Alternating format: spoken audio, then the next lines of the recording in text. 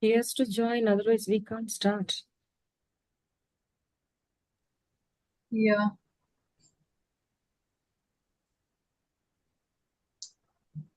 Okay, YouTube is live now. I'll make you the host.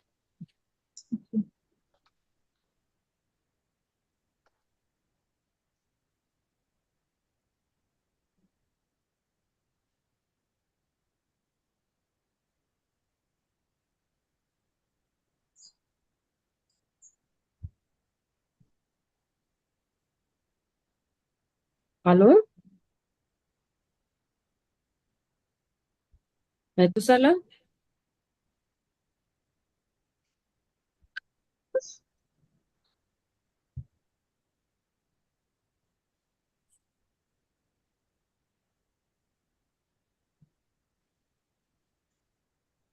We are already 3 minutes late.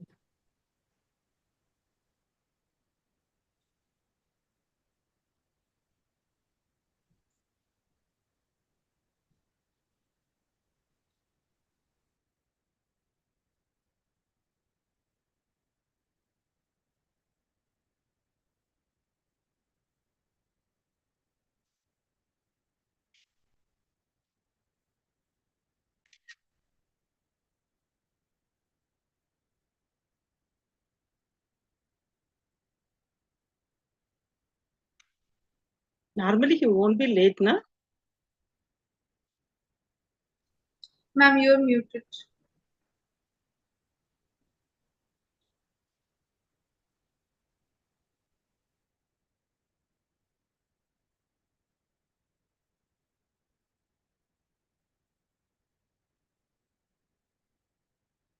I've sent the PPT yesterday. Normally he's not. Mm. Because he has got, yeah, he has come. Okay, we can start now.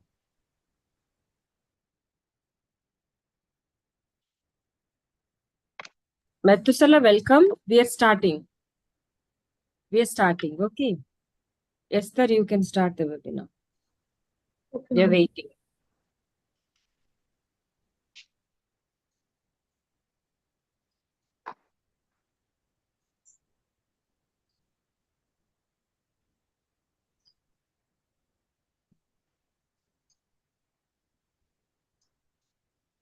Yeah, we are live.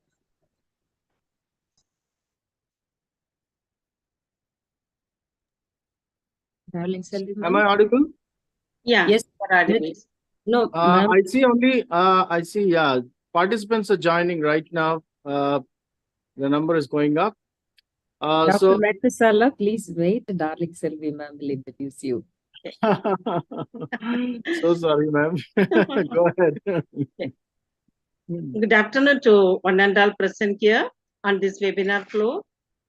I'm Dr. Darling Selvi, heading the Department of Commerce, Rani Anna Government College for Women. It is an international forum committed to ethics in higher education. Thank you for joining us for the third day of the FDP on ethics model of excellence framework. This online faculty development program is a joint effort of the PG and Research Department of Commerce, Rani Anna Government College for Women, Tirunelveli, and Globe Ethics South Asia Center, Bangalore. We thank each and every one of you for joining us today. Today is the fourth day of the faculty development program. Please note, there's no Sunday, there's no program. We are going to listen to the course curator, Dr. John Methuselah today. We have already shared the first 3 days feedback link separately, and we thank the ones who have submitted and encourage others to complete it who have not yet done it. Please note that each day's feedback link will be shared only to the attendees of each day, not to the registrants. So it will be sent to your mail every day. We had an overwhelming response of registration for this faculty development program. More than 1,314 participants are registered, and day one was attended 467 participants, and day two was attended by 473, and day three was attended by 423 participants. Anglo-Philippines, Ghana, Austria, Italy, Algeria, Bangladesh, Nigeria, Tanzania, Brazil, United States, Germany, Egypt, Singapore, Ethiopia, Australia, and Canada, and Maldives, India, which are very much encouraging. We had participants from all over the world. On day one, we covered two different areas: understanding the ethical purpose of educational excellence versus institutional excellence, and understanding issues, challenges, and ethical dilemmas in higher education. Yesterday, we listened to understanding and aligning the benchmarks of accreditors, regulators, and IQAC body. On day three, we learned about the role of custodianship of ethical practices and understanding the role of measuring tools of custodians of ethical practices in higher education. We are encouraged by your enormous response and also by your active participation and interaction. We are recording this event and the link will be shared on request. We encourage each of you to use the chat box for introducing yourself with your name, institution, place, and country so that we can identify your participation easily. We request you to post your questions on the Q&A box and your comments for the speakers and organizers on the chat box. This is the protocol of the program. We are recording all your messages and questions as part of the program. So it's time for me to introduce the speaker of the day. We are going to listen to Dr. John Methuselah, who is the course curator. He is an educationalist and a literature enthusiast, driven with passion for training and with over 20 years of unique experience with an industry-academia interface coupled with an expertise in teaching and training. He was a resource person for Andhra Pradesh Human Resource Development Institute and Board of Studies member for different colleges and institutions. Special interest in human resource development, augmenting standards of education, creative writing, teacher training, literature, voice and accent, and soft skills are the areas he is interested in. Dr. John Methuselah has presented and published quite a number of papers in national and international seminars in India and abroad.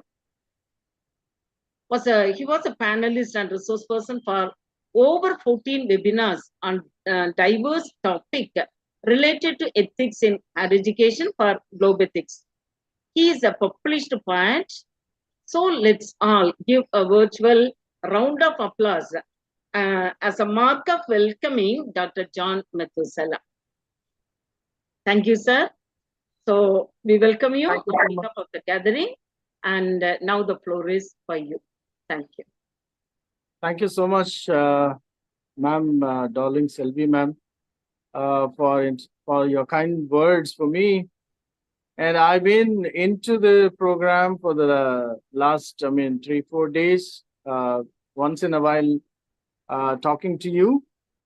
But I've been listening to different speakers speak because we were in sync.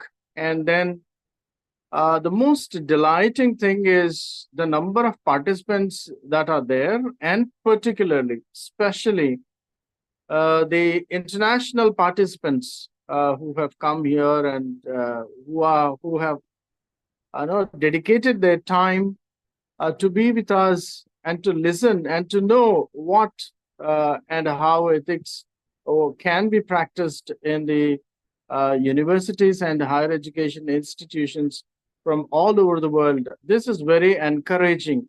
I'm telling you, very, very encouraging. So kudos to all the participants, and a double whammy kudos to all the international participants. We wish and hope we have a network with all of them so that in the future we will have a wonderful network of teachers, promoting ethics in higher education. Coming to our topic today, we all know custodians, right? Normally, if you Google in custodians, they say they are janitors. Janitors. I don't know why it has got limited to the word janitors. But then I think we do all kinds of work that the janitor is expected of as a teacher. These last 2 days, we have been discussing ethics and the quality of ethics, like Dr. Joshua, Professor Joshua has actually given us a perspective of IQAC and then what is lacking and where we lag behind. Even Dr. Goodwin also was talking about the same. And then he was talking about how we can network.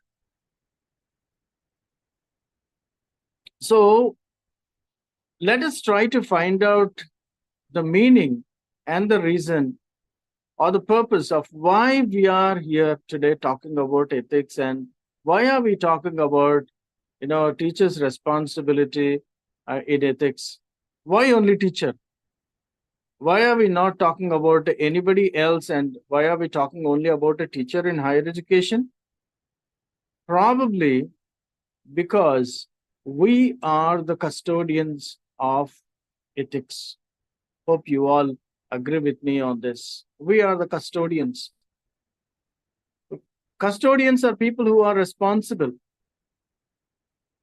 I would like to quote from Ramayana, the Indian epic. When Rama went to the forest on exile, Bharat, his brother, was asked to rule the kingdom. Instead, Bharat said, I won't rule the kingdom. I will only be a custodian of this kingdom. So he goes back to Ram, gets his, shoes or sandals, and then takes them, puts them on the throne. And then he says, I am not going to sit on the throne, but I'm going to be the custodian of this kingdom. And I would implement whatever is good for the people. I took this example because we will all connect and understand what a custodian means. When parents quarrel, they go for a divorce, then there's a question of who this child must be given to. Who will be in custody of this child? And when this point comes up, the custody of the child, then the court decides on the environment around that person who is choosing to be the custodian. Is that person able to feed this boy or child? Will the person be able to educate him? Will the person's environment allow a holistic growth of character of this child? Or would it spoil his character? Or would it hurt him at some point? Or is it harmful? So to think of all these things, and then the court decides on who the custodianship must be given.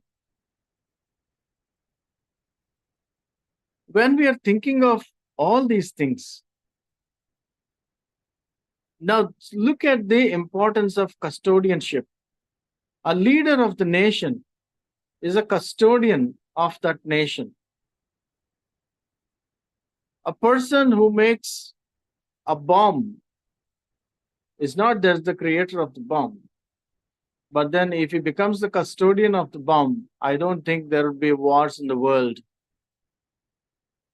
science being used as a tool, science being used as a tool is like, being very responsible. But science being used as a responsible person, as a custodian of this world, we would not have had problems of environment. We would not have had problems of, wars all around us. We would not have had this suffering all around us. Hope you would agree with me on this. What is lacking is the custodianship right from the family to the university. Now, because these university grads come out of the university and they are into the world earning bread for their family, they tend to get into number of jobs. And in these jobs, how do they act? How do they work in these jobs? Do they work with ethics or not? So this is the point where the boat tips off. What if they are not ethical?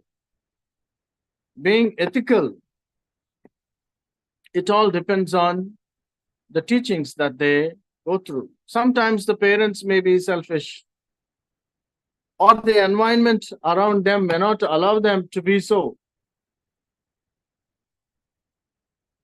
But the teacher is responsible for everything. Let me tell you a small example. Parents are not able to control one child, but you all will understand that teacher would be able to control hundreds. In an Indian context, we sometimes have 70 to 80 students in a class. I don't know about the context outside of India, particularly in US and all. Maybe they have a very small number of 15 to 20, which is an ideal number.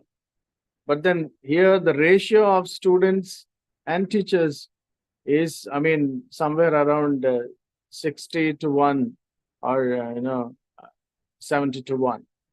So in this context, teachers can control, or teachers are the only persons who can control these students, whether they are grown up or whether they are children, anywhere. And this gives us an advantage of being the custodians of ethical practices in higher education. Look at the picture there. See the mother holding the hands of the child. This is what custodianship actually means. It's a very emotional picture. Emotional picture, if we actually look deep into it. So let's go to the next one, Esther.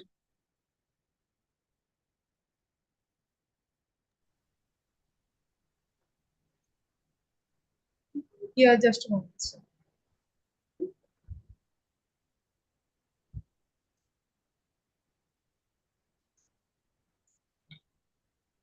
Yeah, can you go to the full screen there? Yeah, yes, sir. Make it full screen, yes. Yeah. Thank you, Esther, thank you. Look at this picture here. Now the child's hands are in the mother's hands. And look what an emotional scene it is. And what assurance the parent is giving. Here in the context, it is a teacher giving assurance to the child. The children come with a lot of problems. There are psychological problems. It is not just about academics.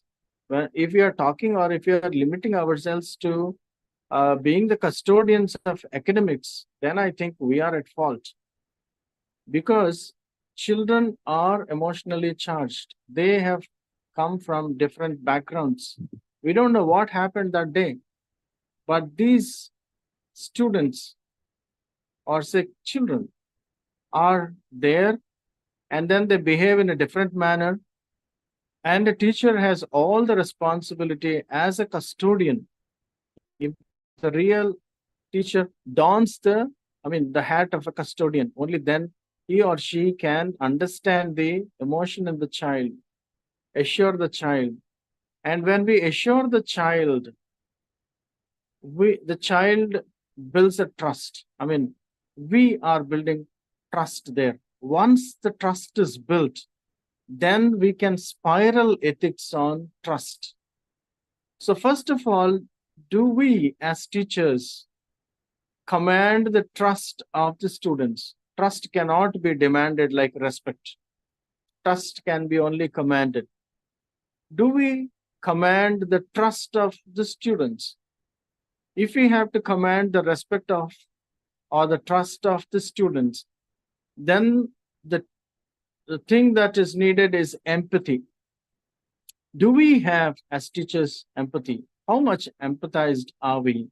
Do we have a very surface level empathy or a deep empathy for our students? Only empathy makes us understand the students.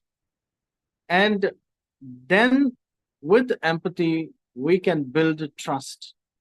Once we build trust, then we can talk of ethics to them, and whatever we say, that can happen with them, because they will be ready like soldiers to listen to us, particularly to follow ethics. If things are not going well, if they are not emotionally supported, if they are not empathized, then definitely why should they think of ethics?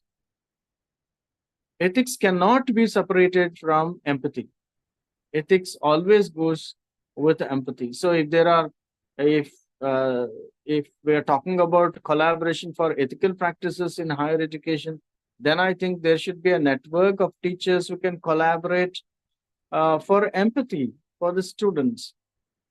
It's empathy for the students first, then to each other as faculty. When we have this empathy for each other as faculty, we collaborate. We try to understand why a particular person has reacted like this, or we tend to understand why a particular faculty thinks like this.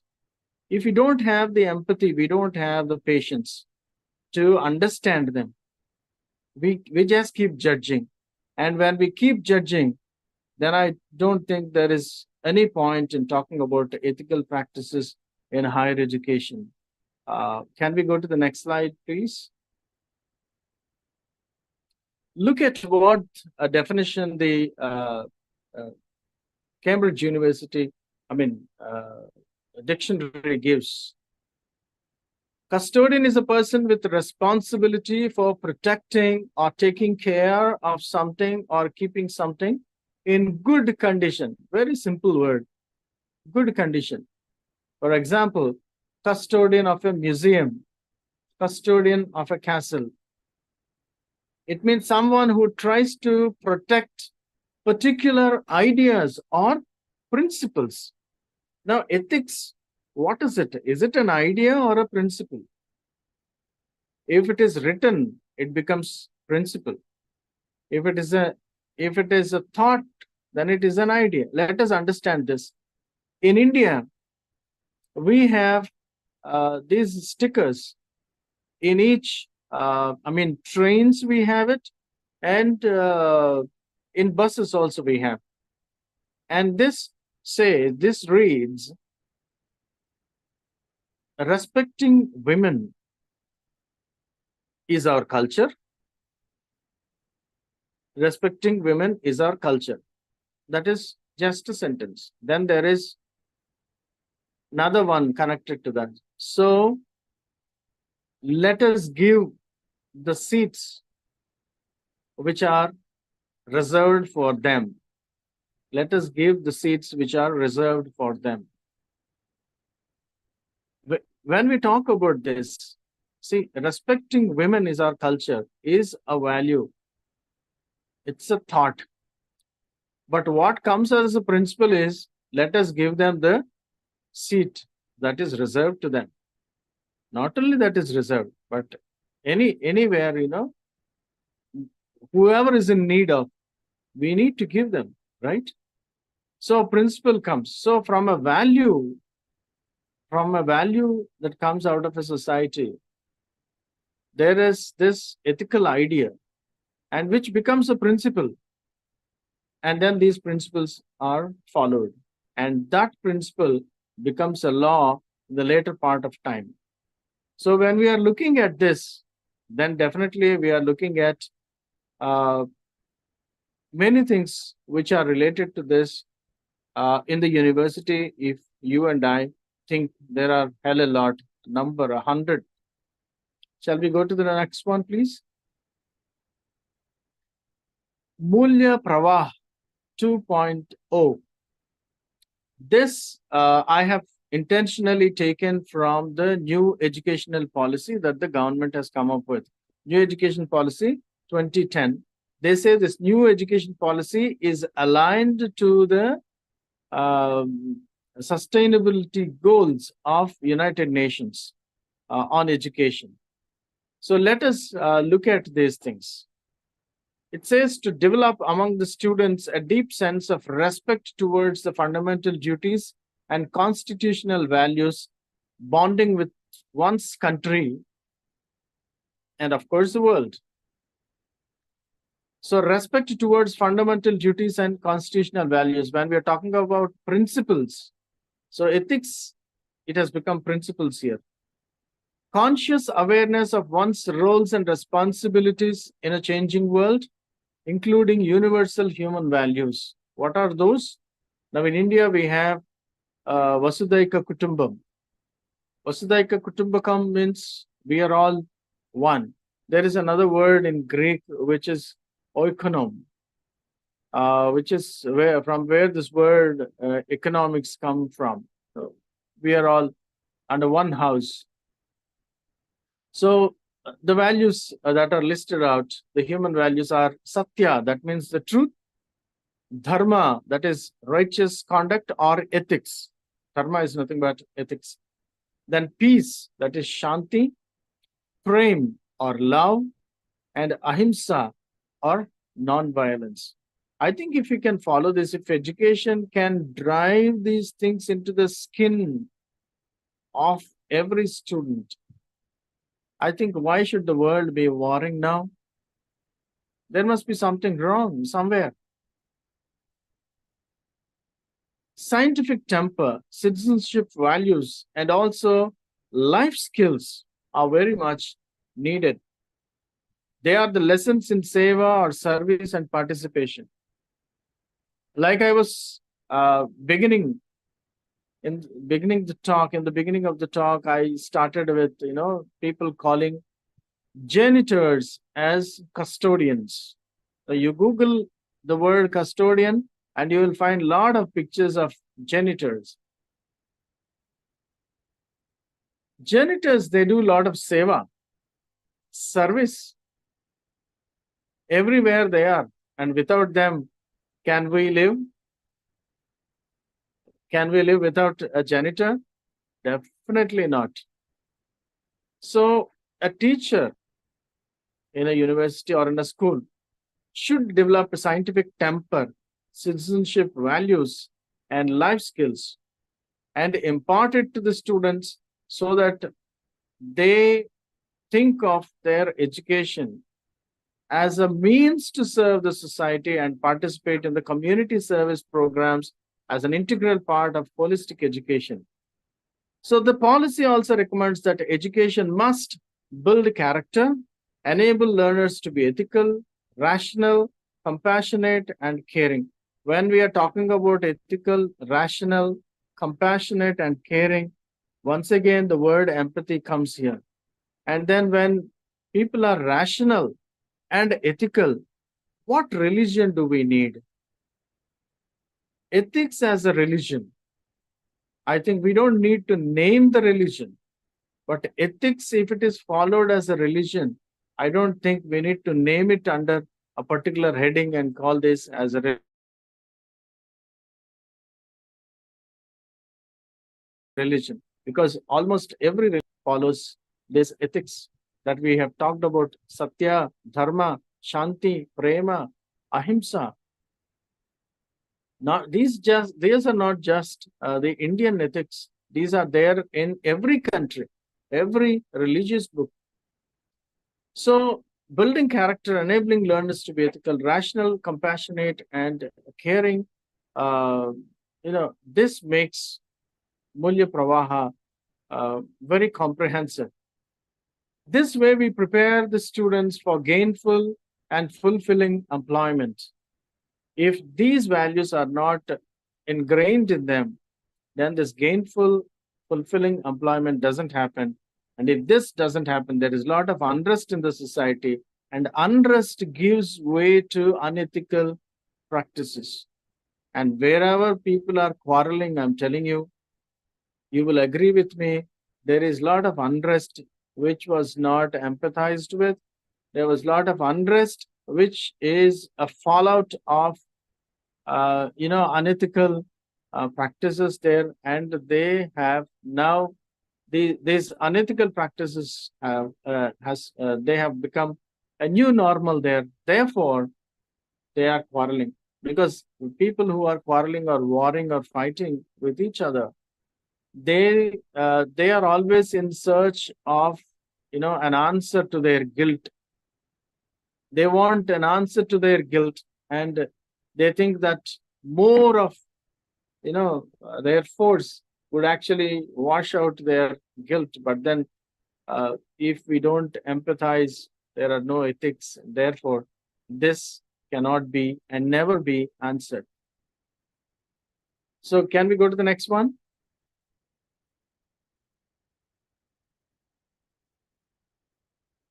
Is there a right age to learn of ethics? How do we ensure a smooth transition of the wealth of knowledge and experience to the next generation? How do we ensure that? At what point do we involve the younger generation about ethics? Is there an optimal age to involve the next generation in the discussion of ethics? How can elders help the next generation to buy into the structures of ethics amidst a sway of technology that we have been observing, watching all around us? These are pertinent questions that we need to answer. Is there a right age or a right time? When is it? Would it come or not?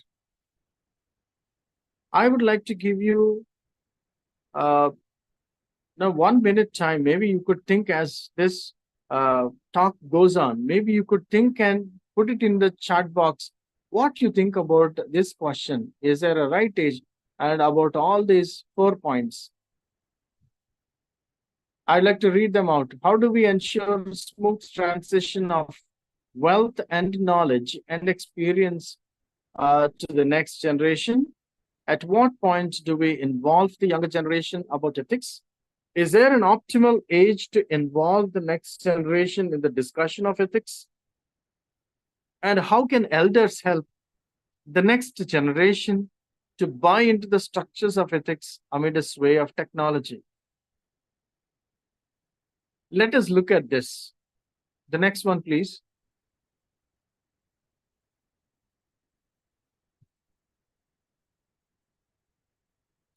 Here are some tools for the custodians. Like this janitor thing has inspired me a lot. I thought, why not bring it here? Tools for custodians. We need detergents. These days, people are brainwashed, right?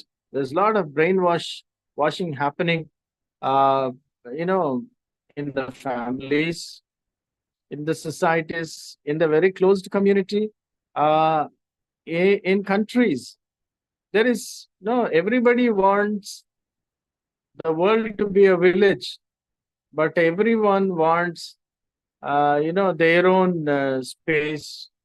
And then within that space, there is a lot of brainwashing done, which actually is counterproductive. I mean, it actually is an irony, because we are talking about globalized world coming together, but unfortunately people are getting brainwashed in the universities. So as teachers who are ethical, I think we need detergents. to clean out all that brainwashing that is happening to the students. Brainwashing that will actually make us, alone. They would keep us alone. No, brainwashing that doesn't help, respect the other culture or religion or the people of a particular nation or the peoples of the world. So I think the tools for custodians are, one thing is we need detergents. How you make detergents, what kind of detergents you use, and how you apply them, it's all up to you. So this is a very open thought process that I'm giving you. The next thing is, look at that garbage bag. We need to have garbage bags to collect all the garbage that has been fed to the students in the name of all pseudoscience or whatever the filth that has been filled in their minds. I think we need to collect them in a garbage bin and throw it in the garbage. So I think that is yet another tool for the custodians to bring out or to clean out all those things and collect it in the garbage bag and then throw it away.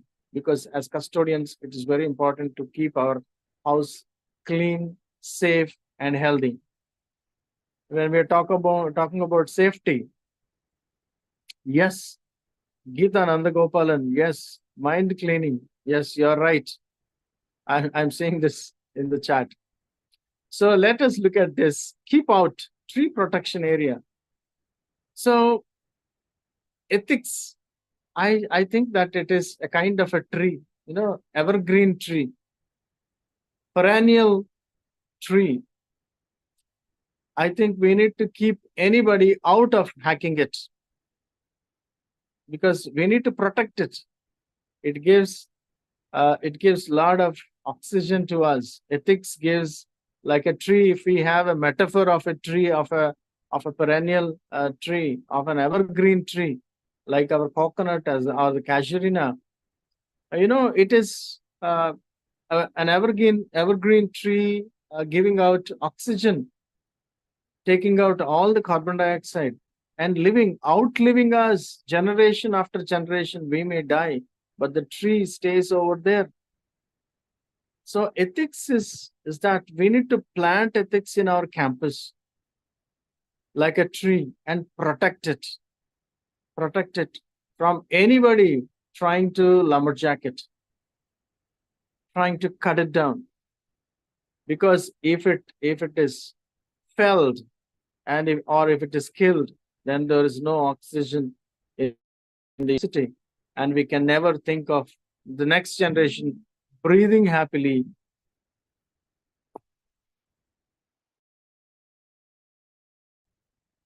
Then look at the sprinkler here. The sprinkler, there is a lot of fire and there is a sprinkler there. Sprinklers, they douse the fire. And teacher, I think, must be like this. This is another tool that a teacher must have to sprinkle whatever fire comes in. Something is trying to burn out everything that you have built till now. Burn out all the good things that the generations of the past has given us as a treasure. Now then I think we need to be sprinklers and then sprinkle the fire out there. Cut it out. Then you find a sprinkler on this side also, which is actually gardening. I mean, see how it is actually sprinkling for the garden to grow. So I think this is yet the role of a custodian. So this becomes a tool, his tool. We need to sprinkle all the goodness, sprinkle all the knowledge. Once upon a time, knowledge was not disseminated. Knowledge disseminated because of some great people. Knowledge was held to a particular community or knowledge was held to a particular country. But then it is now, I think globalization started a long time ago, because once this knowledge dissemination happened, I think all these things have come in. So we need to sprinkle that knowledge, give people hope, douse out the fire, the wrong fire that is, burning out all the good things that you have done. Use the detergents to clean out all the brainwashing that happens. And finally, the center point is fighting out. We need to have the truth, this, with which we fence. You see a fencer there, fencer completely armed. We need the truth, like the sword in his hand. We need that as a fencing instrument, so that we can fight all kinds of lies, all kinds of pseudo knowledge that is being sprinkled all over. So that becomes another tool. These are just examples I have taken. But when we look at what we can do, I think these pictures speak 1,000 words. So I leave it to the teachers to respond on this at a later point of time in this talk. Shall we go to the next one? Yeah, thank you. So look at the changing dynamics now. Look at the changing dynamics. You find this dominoes effect. Now there is this teacher trying to actually make things fall in line. There is a dominoes effect. There are dynamics that are changing, but then the teacher is either trying to hold it from falling. Look at that. What is he doing there? He's trying his level best. He's a very tiny being over there. Tiny being over there. He's not letting those things fall. You see that? If it falls, then definitely it cannot, it will not stop. So it is our role. No, the challenges that are there in front of us are like these things that we see here, these blocks that we see here. And teacher is nothing before them. We may think that it is nothing before them, but let me tell you, there is a shadow also which is helping us. Now, if nobody helps us, then there is our shadow helping us. Remember. So I think this is motivation, and this picture is motivation enough for all of us to actually fight out all these difficulties and the changing dynamics. And once we think that, all this is dominoes effect, it just happens like that, we can't control, then we have somebody here trying to hold on and not let things fall in a dominoes effect. Shall we go to the next one? Exemplars versus role models. Teachers serve as role models for students, demonstrating ethical behavior in their actions, decisions, interactions. Their personal integrity and ethical conduct set the standard for students to follow. I think there is a lot of message. I mean, there are volumes of message in whatever is here. Demonstrating ethical behavior in their actions, decisions taken. What is the kind of decision that a teacher is taking about? It starts maybe from how many marks I have to give to a particular person. Is it objective evaluation or subjective evaluation that we have been doing?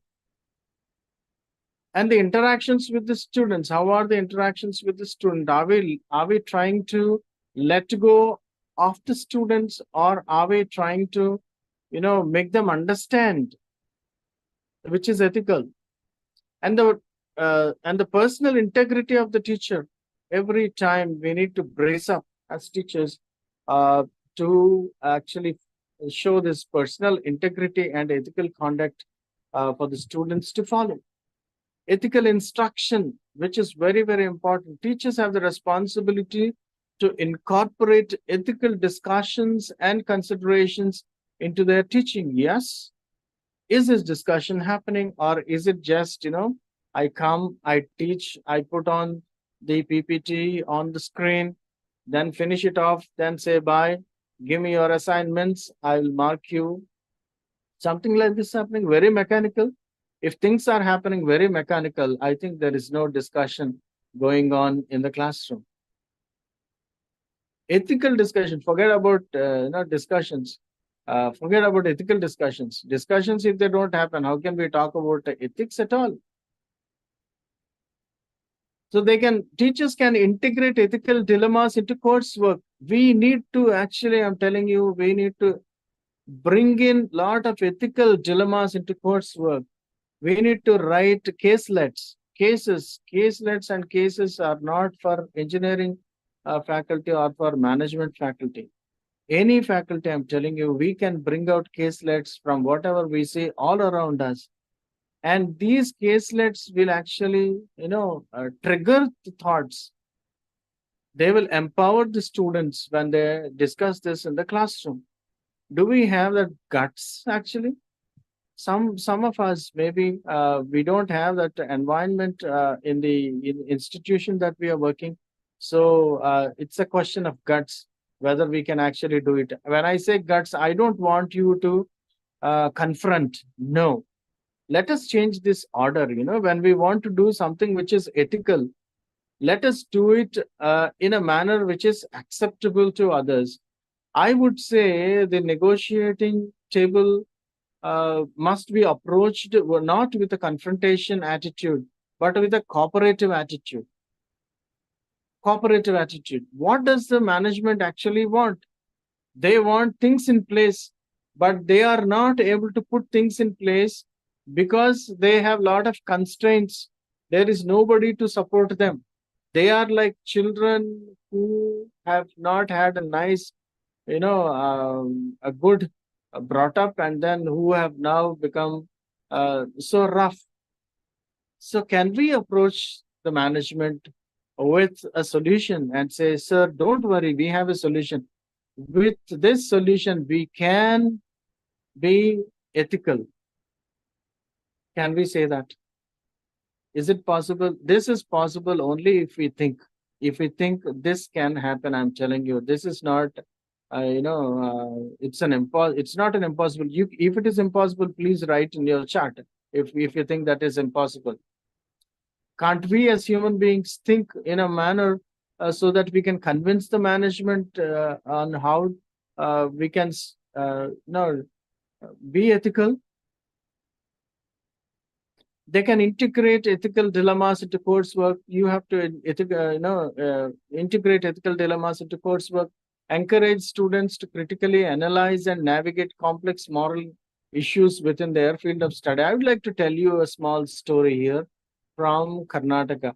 Actually, there is one Katha Sarit Sagar written by an American writer, I suppose. I don't remember his name, but it was an American writer who wrote this Katha Sarit Sagar. These are stories from India. Stories of Vikramaditya, King Vikramaditya. And these stories of Vikramaditya have a lot of dilemmas in that. And from these stories, one of the story called Transposed Heads was taken by Girish Karnad. Girish Karnad is a great actor. He's an internationally renowned Kannada actor, or an Indian actor who wrote many plays in Kannada and translated them to English. If you are interested, you can actually Google him and you will know Girish Karnad. So there is this story written by him, Hayavadana, where he brings in this story of transposed heads, which deals with a particular dilemma. I will tell you how interesting it is. Two friends love one girl, and one friend actually approaches this girl. One is a very learned person, poet. The other person is a blacksmith. And blacksmith eventually, because he does a lot of hard work, is muscular, but he is dark in complexion. And this poet, he comes from a different kind of family. So he is fair, and then a lot of, he's very, he knows all the religious texts, and then he is a poet. He has studied all the classics. So he is into that. So these two friends, they love one girl, and then finally they share with each other. And fortunately, the poet friend, he discusses this with his blacksmith friend, and then this blacksmith friend says, "Okay, fine, I will talk to that girl and see that she marries you." So he goes there, talks to the girl, and then the girl agrees to that. I mean, somehow uh, he makes her agree to the proposal, and then this girl marries the poet. But on the first look, actually, it seems, I mean, the writer writes it that way. The girl actually starts liking the blacksmith also. Uh, and one day they all the three go to a place, a Kalima temple in a forest, in a deep forest, because they have given vows that if this poet can marry this girl, then he'll come to the temple to visit. He goes to the temple, and then he kneels before Kalima. He says he leaves his blacksmith friend and his wife outside, goes into Kalima temple, and then in a fit of emotion, he says, "Because you have granted my wish, no, I want to sacrifice myself for you." So he beheads himself there in the darkness in front of Kali. After a while, this blacksmith friend comes there, and then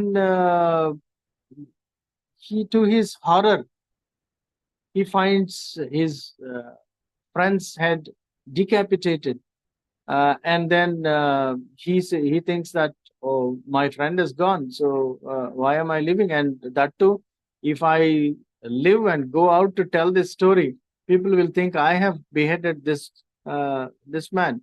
So he also severs his head. After a while, this girl goes in, and she's horrified, and she prays to Kalima to actually help her bring them to life. So Kalima appears, and then she asks her to do one job. She says, "Fix their heads on their bodies, and I will bring them to life." So this lady, she fixes the heads to their bodies, and in the darkness, she fixes one head to another body. I mean, the blacksmith's head is on the poet's body, and the poet's head is on the blacksmith's body. Now they both are alive, come out, and now there is this decision, the ethical decision that the girl has to make. Who is her husband, to whom she should live with? And then, how do they live with? Who should she live with? Who is her husband now? So in this ethical dilemma, they have to go back to the Shastras. What does the Shastras say? The Shastras say that, the head is important. The head is important. So she chooses the head as her husband. So she now chooses to live with the head of, the body which has the head of the poet. I mean, the blacksmith's body which has the head of the poet. Of course, the story continues and there is a different kind of ending. But this is a dilemma. This is an ethical dilemma that has come forward. Simple stories like this from our culture or any culture from any place in the world, these things, if they can bring out a small dilemma and then give a solution to the dilemma, can't we as teachers, as learned people, we have studied a lot, we have libraries, we have been doing a lot of intellectual interaction, and can't we actually write a case so that these dilemmas can be a part of the discussion in the class? There are many dilemmas, right? Whether to make an atomic bomb or not is a dilemma. Whether to use it or not is another dilemma. Where to use it is a dilemma. Why use it is another dilemma. So a lot of dilemmas are there. But then if we actually, start discussing these things, definitely, we will bring in a culture of discussion and thought process related to ethics. So Richard Ishan is having a nice laugh. Thank you, Rishan. I think, yes. So fostering critical thinking.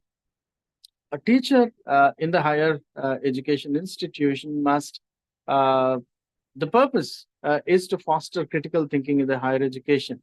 So stimulate critical thinking skills in students, enable them to evaluate ethical principles and make informed decisions. I was talking in the morning also on another Zoom call. I was talking about this informed decision and uninformed decision. So people are taking uninformed decision because they are not habituated to make informed decisions, because informed decision always goes with a discussion or thinking. So thinking and discussion, if they are missing, then I don't think informed decision can come forward. So if there is no informed decision, then there is no point in whether a person is educated or not. So by encouraging dialogue and debate, teachers empower students to explore diverse perspectives and develop their own ethical framework. So ethical framework, can we develop ethical framework? So can we go to that amount, can we have that amount of patience to develop these ethical frameworks? If we think actually we can, actually we think that, all family time, so we need not do anything. But I think if we take a little time out of that, or maybe we can make the family a part of, writing this ethical framework, I think there will be a participation from the family, and then this will actually help us. So the family can become a part of what we are doing, and we can enjoy. It's a holiday every day. There's no working day for that matter. Shall we go to the next one? Yeah, promoting academic integrity. Teachers uphold academic integrity by enforcing standards of honesty, originality, and attribution. They educate students about plagiarism, cheating, other forms of academic dishonesty. We know what is happening in the universities. Even the projects of engineering colleges, they are made by somebody else. These students come with those projects, and most of the teachers, I hope, they know where these projects come from, and then they somehow come there with the project. They show the project, talk about that, and then give it back to the same shop for 50% of the rate that he has bought. That is how these projects keep circulating. Projects keep circulating, but no new project comes in. Nothing new comes in. Number one, nothing productive comes in. A nation of 1.4 billion population not able to generate a Nobel Prize winning scientist in 75 years of independence. What does it mean actually? Whatever Nobel Prizes we have got, I think we have got it during the British Raj. I stand corrected. I would stand corrected if somebody tells me that it is after they left that we've got something else. Maybe we got one for Mother Teresa, and that is for peace. So where is all this knowledge going on?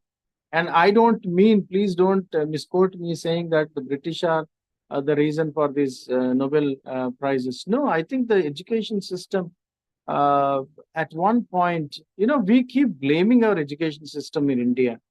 We say that the education system is very bad, but the people who are from this education system, are the ones who have actually, sent rockets, right? Chandrayaan and, Mangalyaan.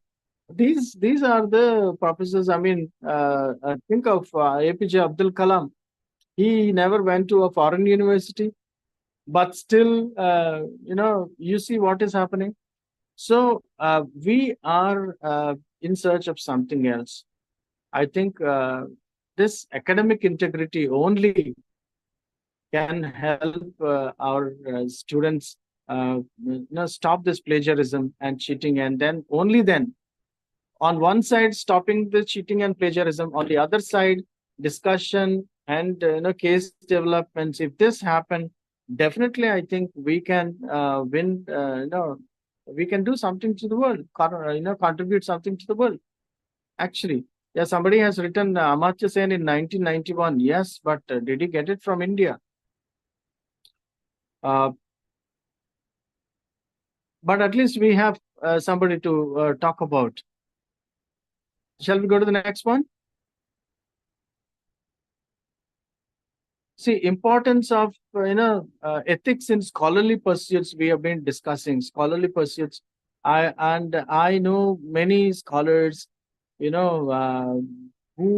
are forced to be dishonest for many reasons. They know, and we all know. Let me not bare my chest on this. A lot of academic dishonesty is happening. Yesterday also, I think I shared this dishonesty, and then how the students have, the scholars have suffered. About this, the PhDs also, I'm thinking of, the scholars. There are a lot of, pressure in the universities and in the higher education circles, in the institutions, asking the faculty to write papers, get them published in scholarly articles like Scopus, Care, whatnot, in everything like that. And then I find, there is a lot of pressure on the faculty. I've known many friends in different universities. They keep telling me, oh my God, there's a lot of pressure for me to present a paper. Why is it a pressure? I don't understand. And in this pressure, they develop something, and then somehow, there are some predatory, journals which publish their articles for money. And then ultimately, when the scholar or when the teacher says, I've done this and then got it published, then they say, no, not the right one. So where is all the effort going? So maybe I think empathizing with the teachers, they are overloaded so that they can't, put their time on research. I hope you would agree with me on this. Teachers must be, teachers in the higher education must be given ample time to make their research. If they see the children, I mean, the students are our army, I'm telling you, students are our army. You get them involved in the research that you are doing. You give them everything. You ask them to go to library and come out with, whatever books that they can read. You can even mention the names of the books and say, you write a review of that book, read this book, come back to me, and let us see, let us sit together, discuss this. Even you will be actually handing over a baton to the next generation also in that manner. So research must become, a part of academics, the crucial part of academics, and this research must help the society. It is not for a book to be in the library. Research is not meant to be an article in the journal. Research is not meant to be, something as marks and the neck, or any other accreditation or IQAC requirements. No, research, when it becomes core of education, I think we will be able to help the society a lot. I'm telling you, helping the society must be the first thing, and then it becomes completely ethical. Whatever we do, even the management, I think we can, convince them to give us a time to do this. Don't you agree with me? So supporting ethical development, teachers provide guidance and support for students' ethical development. Yes. So guidance and support, when I say, when you bring them together like a hen, collecting all its chicks under its wings, if you can collect your scholars under your wings and then teach them, how to do it, I think you have a community of, scholars around you. And that would be great. What best can we contribute to their lives? Even I say, why should a student say good morning to us, or good evening, or good afternoon to us? What value have we added to their lives? I think pulling them into research and discussion, making them a part of that and active participants will actually make them feel that we have contributed something to their life. That is how a student must be. Otherwise, all these degrees are bullshit. They are just papers. They are useless papers. They are like, they don't have anything. So the teachers, they must offer mentorship. When I talk about mentorship, I'm talking about empathy, counseling, and moral guidance, helping students navigate ethical challenges and grow into responsible members of society. No, ethical challenges are not only in academics; they're related to academics and academic environment. Like a boy may fall in love with a girl. It may be a very what you call attraction. So can we actually make them understand why they love, or if that attraction can be actually transformed into respect for each other's talents and skills? Maybe they can come together, research, work, and do something to the society. And if they still feel like they can actually come together and start a family, that is different. I think otherwise, what is happening in the universities and colleges, I've seen myself, they, once they come into the college, there is a love story happening. And then they are with each other, then they marry. Then in 2 years, 3 years, they break. And then the girl is unfortunately left with 1 or 2 kids to be taken care of. And the girl's life is ruined. Girl's life is ruined. So I think, teachers have, teachers are parents, second parents. They are. I think we need, teachers must have must take this responsibility of guiding the students into their life, not only into academics, but into their life. See, otherwise, once their life gets spoiled, they will never think of ethics, I'm telling you. A person whose life is spoiled will give a damn to ethics. Damn to ethics. So I think teachers have a role because they are custodians. They have this role. So creating ethical learning ecosystems. This is what I've been telling, and then I'm a very big advocate of this ecosystem. We are talking about ecosystems elsewhere, but then learning ecosystem, is it developed in the university or not, is very important. So teachers must cultivate classrooms and academic environments that prioritize respect, inclusivity, and ethical conduct. Three things: respect, inclusivity, and ethical conduct. They foster a culture of openness, empathy, and mutual respect where students feel safe to express their views and engage in ethical dialogue. Students must feel very safe. Let me give you an example. How many students? Now, if you ask the students, I asked the students many times, who do you love the most in your life? They say, I love my parents, my mom, my dad. And I tell them, don't joke with me, or don't tell me lies. Do you confide with them with your, darkest secret? No. Parents are strangers there. Suddenly, parents become strangers. Parents become strangers. They don't want to share certain things to the parents. Why? Because there is no openness in the parent to accept that. So as teachers, if we don't have the openness, then why would a student share anything with us? If teachers become judgmental, is it ethical? Being judgmental is not at all ethical. People may behave the way they behave because of many things. If they are not good for their health, let us tell them this is not good for your health. And tell them why it is not good for their health. If it is not, there are a lot of career suicides. Maybe you heard of this word, career suicide. Not people not committing suicide and ending their life. They end a career. They initially think of having a very great career, and suddenly they fall into something, and then they lose focus. They lose their orientation, and suddenly everything is gone for the parents, for them also. Their career is killed there.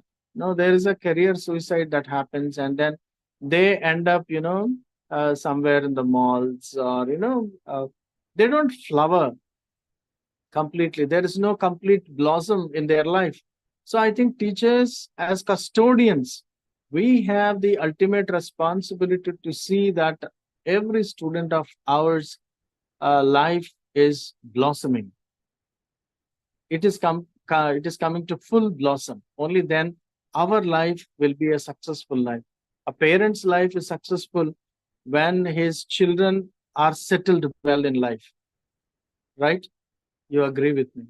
So a teacher's life is successful not when his children are settled, but when his students are settled well in life.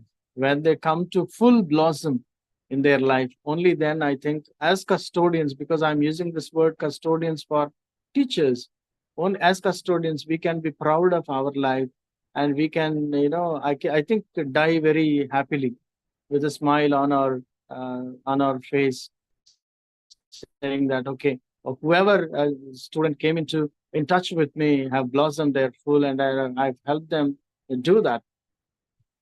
I've changed many lives.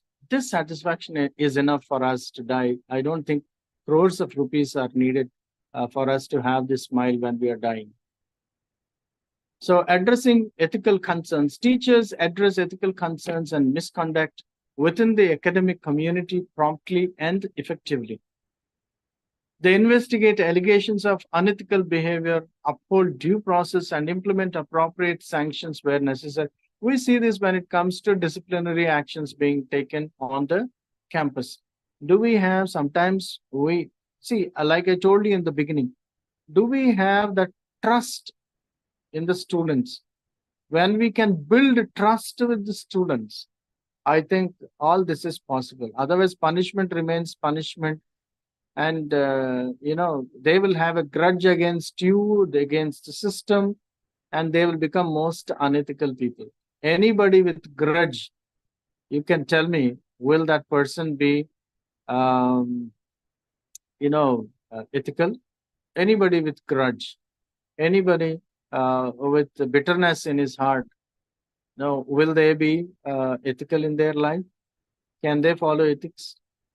No, we need to be the role models. That's why I said not just being examples, but then role models can be. If we are role models, then students will definitely imitate us. Next one, please. Next one, please.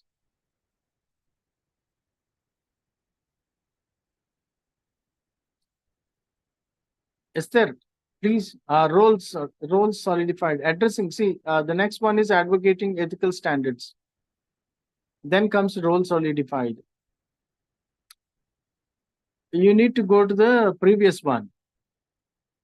Yes.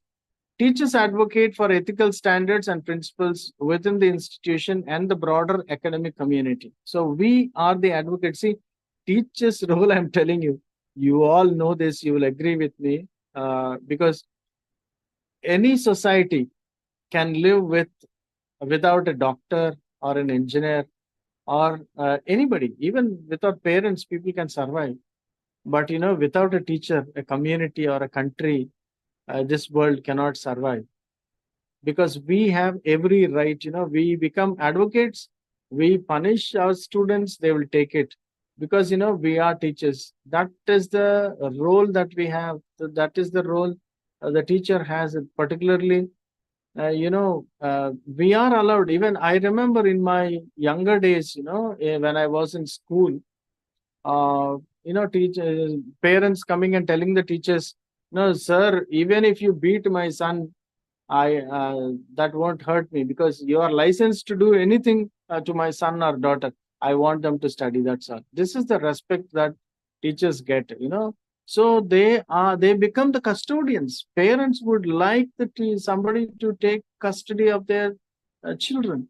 And if you and I become the custodians, then these ethical standards can be set. We need to advocate for ethical standards wherever they are, because the teachers, they participate in discussions about academic policies, curriculum development, institutional governance, promoting ethical values and principles. Now, see, curriculum development, when I come to this, I am actually very much, I get caught up with this curriculum development. Whatever we develop in the as curriculum, is it helping the students, or is it like we are adding some appendages there? Because if the curriculum doesn't bear anything valuable to the student's life, then why should a student, go through all the ordeals of studying? Like, for example, I'll tell you, traffic lights. Traffic lights are there. Students, I mean, every day we cross traffic lights, but how many students know that these traffic lights are operated on one principle, the principle of probability from statistics? They study statistics in mathematics, but did the teacher of mathematics tell them that these traffic lights work on statistics? I mean, they are related? No. Now, somebody taught the height of Everest, but then was there a question in the classroom as to who found that? Who found the height? How did that particular person go and find the how? Did he go with a scale or with a rope? Did he go up and throw the rope down and then started measuring the rope? How did anybody know the height of Everest? Did somebody stand and then say, all the mountains, please stand up? We want to see who is the tallest. Did somebody say that and then say, okay, Everest is the tallest? This was never asked in the classroom. Nobody asked how somebody found out the height of Everest as the tallest. But then in social studies, there is this teacher telling that Everest is the tallest peak in the world, mountain in the world. There is no connection between social studies and mathematics, because mathematics, they might have studied trigonometry, and trigonometry teacher never told that the height of Everest was in fact calculated using trigonometry. The connection is missing, because there was no discussion, because there was no collaboration between two departments. So what I say is, when there is collaboration between two departments, when there is discussion, then you get the interest of the students. You lit a fire in them. You trigger them to learn more. They will learn it with interest. Otherwise, the curriculum is a waste. Whatever we studied till now, if we are not using it, then why should we study at all? So curriculum must carry that weight. If that is not there, then I think the curriculum is most unethical. And if people are resorting to all kinds of malpractice, then who is to be blamed? The person who has actually made this curriculum so boring and uninteresting must be blamed, I suppose. So the policies, when we are advocating, if ethics has to be a part of this, it is not ethics as curriculum. Let us understand this. Ethics is not the curriculum, but ethics is like the water under the mat. It slowly has to seep into them. So it must carry, like every cloud has a silver lining, every subject must be having this ethics around it. Ethics is like the membrane of the cell. Without the membrane, the cell doesn't stay intact. It must be like that. So advocating for ethical standards in curriculum and policies and institutional governance is a must. Hope you agree with me on this. Let's go to the next one, please. The role is solidified. How is this role solidified? Teachers play a multifaceted role in fostering ethical awareness, understanding, and behavior in higher education. Okay. But by embodying ethical values themselves and actively engaging students in ethical inquiry, reflection, and they contribute to the cultivation of ethical leaders and responsible citizens. We've been discussing this at length, but then is this role after all this session? I mean, 1.5 hours is over. It is now 5:22. After this much of a discussion between us, I mean, this deliberation, do we think that this is possible? I'm not asking you. See, I'm not the kind of person who says, you have to do this, you have to do that. No, I am with you. I'm among you. And I want a discussion from you as whether this can happen or not. Tell me, are there something which are impossible? Because see, as the course curator from Globe Ethics, what we intend, I mean, Globe Ethics, we intend the promotion of ethics in higher education. So without your participation, we can't do this. There are many naysayers. I mean, many people who say, no, this can't be done. But after all this deliberation, don't you think that we can come together and do something in a very small way? Don't you think that whatever difficulties we have in our, with our management or in our institution, they may be having their own limitations. They are working with their own limitations. There is no point in blaming them for that or criticizing them and saying that this is not this cannot happen, or with these people don't do. No, everybody always see, as long as there is conscience in all of us, as long as there is conscience in all of us, we don't really need a religion. Ethics is working always in us. Only thing is we shut the mouth of the ethics. We say, shut up, be there. So anybody, management or anybody, within their limitations, they will always say, yeah, let us do something in a very small way, whichever area we can work. Tell us. No, I want the faculty to, after this, maybe in 5 minutes, I will close my deliverance for your, discussion. Actually, in a very small way or in pockets, can we actually work to network and then speak to the management in how well or how better or how best can we implement a little of this, ethics in higher education? Because every drop, every little drop contributes to a big ocean. So whatever little steps we take, we will be contributing to the miles that we are going to work and walk together. Hand in hand, we will go together. So I want you all, the faculty who have joined here, and the faculty from different countries who are there. I hear there are some 20 countries that you are representing, and I'm thrilled with that, I'm telling you. So can we actually make a commitment now about, whether we can do this and how we can do this? And thank you so much. Any questions from you? I'll be happy to take them. And I would be very happy to take your feedback. And now it's all your time. The next 30 minutes is your time. Thank you so much.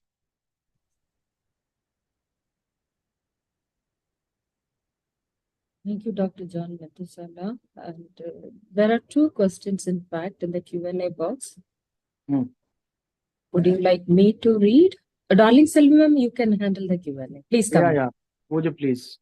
Esther, please spotlight Dr. Darling Selvi. You can remove me.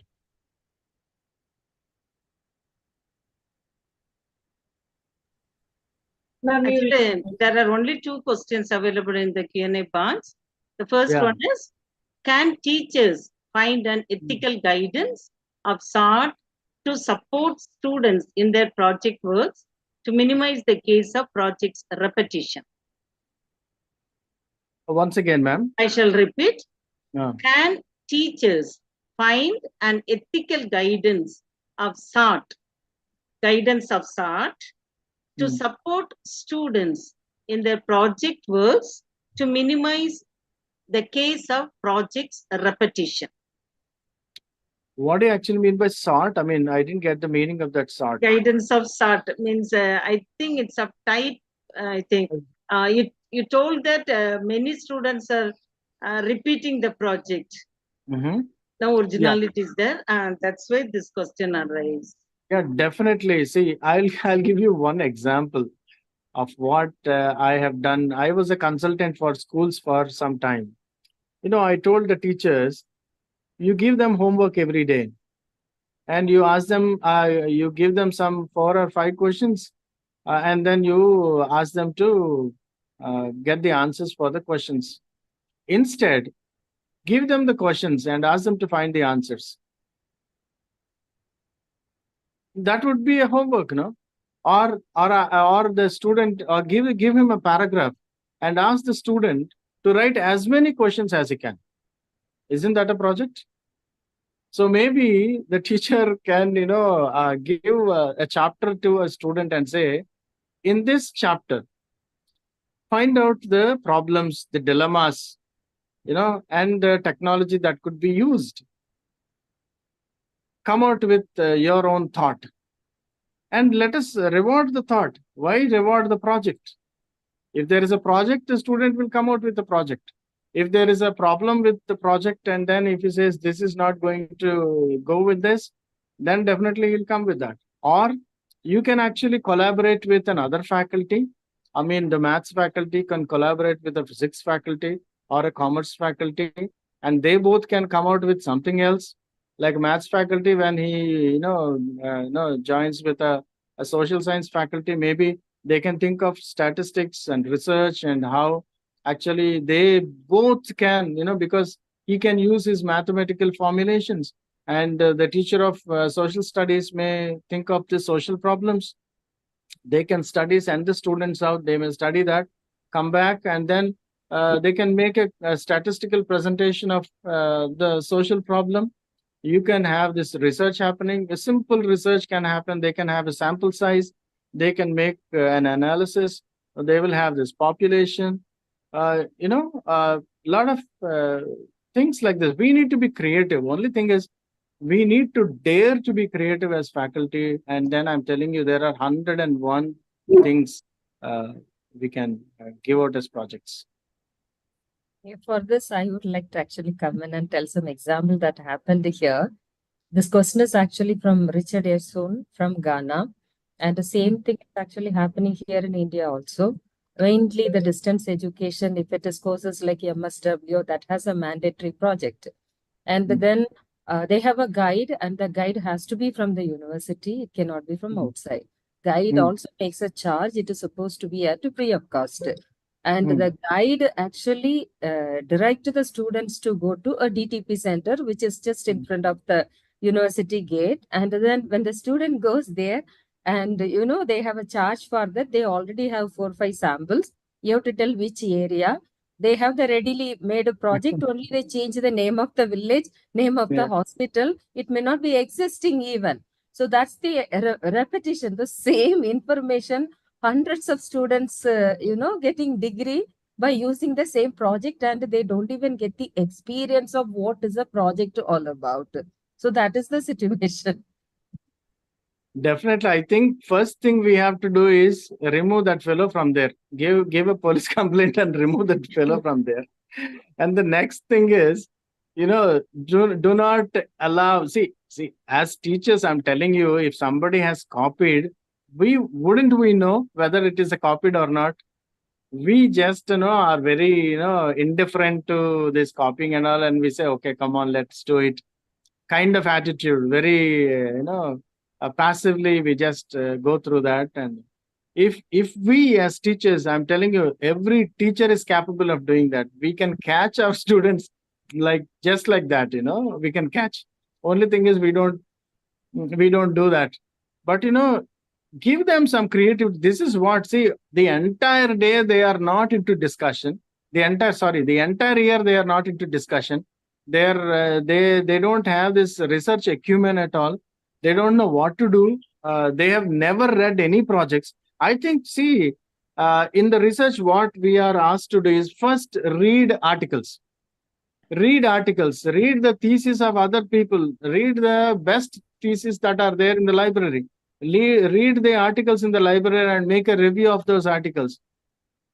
If that is made, the student will know how articles are written, how a thesis is written. Then you ask him to write something else, he will know. Without knowing what it is, how will he do that? So I think it is completely a fault of the teacher that we have not trained him.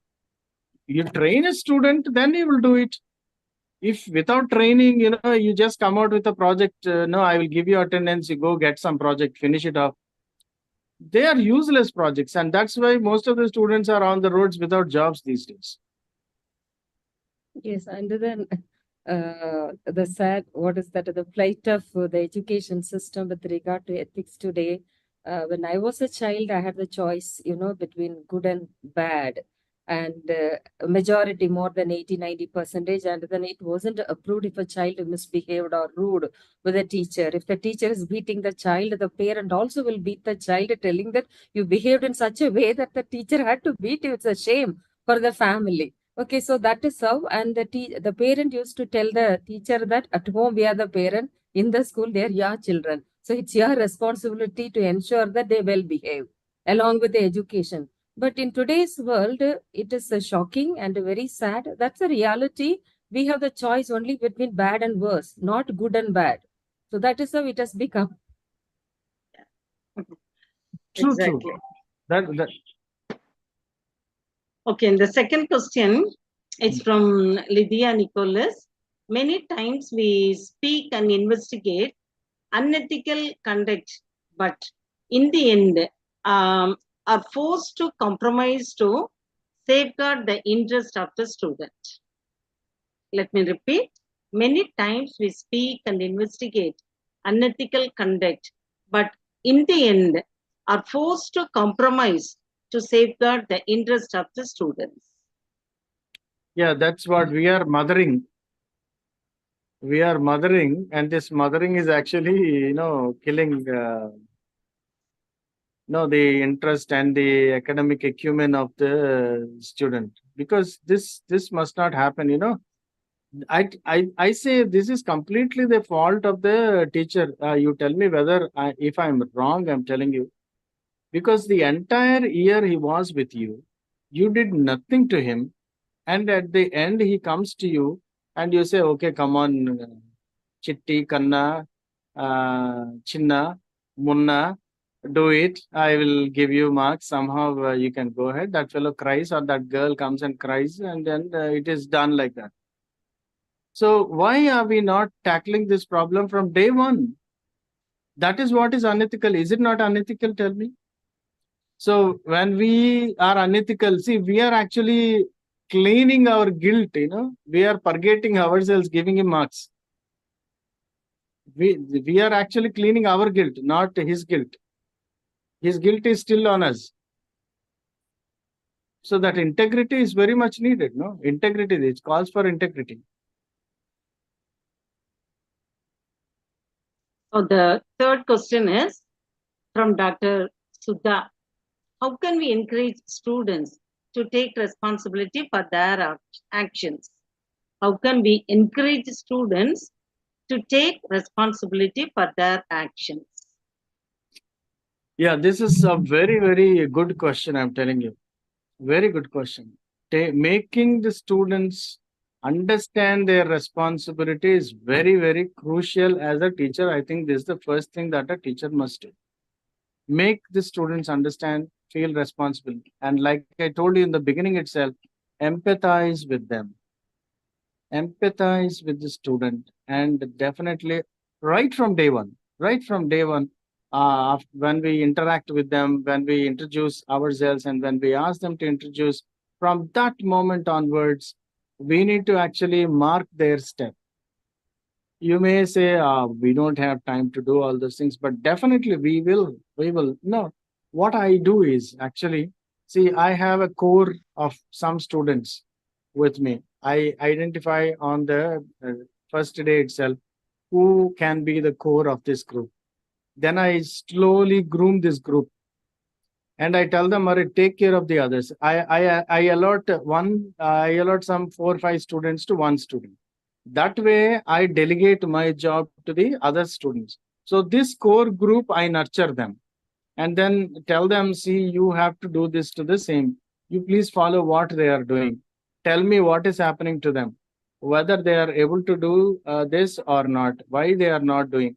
And many stories come to me why there is something happening in their life, or why a particular student is not able to submit his thesis or his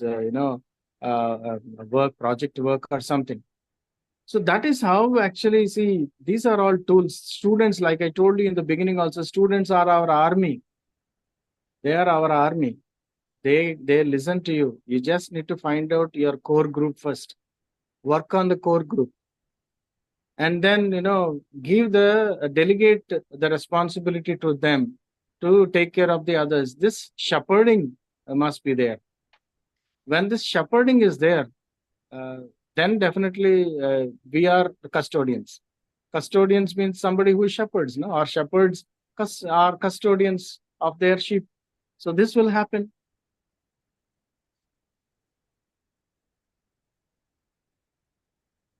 Thank you, sir. The next question is, how can we build a strong ethical development ecosystem at the college with the help of collaboration with another department?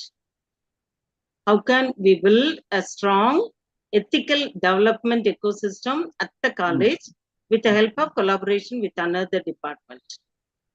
Another department? Yeah. Okay. I think it's very easy, I think, because see, we are into our shells most of the time. We all the physics people are together, all the maths people are together, all the commerce people are together. We are together by our subjects, and then they think that ours is a great subject, theirs is not a great subject, because our subject has more jobs, their subject they don't have more jobs, and all that. And in this, there is this problem of ego.